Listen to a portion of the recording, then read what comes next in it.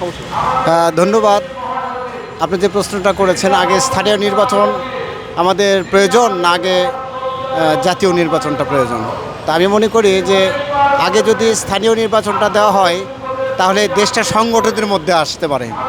আর যখন জাতীয় নির্বাচন দেওয়া হবে তখন সরকারের যারা রাষ্ট্র গঠন করবে, এই রাষ্ট্র গঠন করার পর তারা ব্যক্তি স্বার্থ হাসিল করার জন্য বিভিন্ন ক্ষমতা প্রয়োগ করে তারা স্থানীয় নির্বাচনটাও তারা নিজের দখলে নিতে চায়।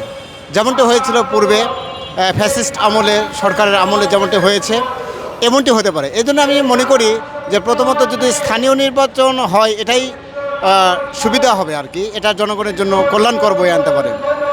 এর কারণ যদি স্থানীয় নির্বাচন হয় তখন যারা স্থানীয়ভাবে সাধারণ জনগণ আছে বা সাধারণ নাগরিক যারা আছে, ভোটার অধিকার যাদের আছে, ভোট দিতে পারবে। এই ভোট দিতে গিয়ে সম্ভবত বাধাগ্রস্ত তারা হবে না। আর যখন আমাদের রাষ্ট্রর পক্ষ থেকে যখন সরকার জাতীয় নির্বাচন হবে তখন সরকারের পক্ষ থেকে চাপ প্রয়োগ করলে অনেকেই কিন্তু ভোট কিনতে নাও আসতে পারে। কারণ সেখানে একটা বিশৃঙ্খলা, সেখানে একটা হাঙ্গামা, সেখানে একটা সন্ত্রাসমূলক কাজ বা নিজেদের ক্ষমতাকে টিকিয়ে রাখার জন্য, নিজেদের ক্ষমতাকে বাঁচানোর জন্য এরকম হতে পারে। এই জন্য আমার পক্ষ থেকে মনে হয় স্থানীয় নির্বাচন হলেই একটা সুসংগঠিত রাষ্ট্র তৈরি হতে পারে। ধন্যবাদ।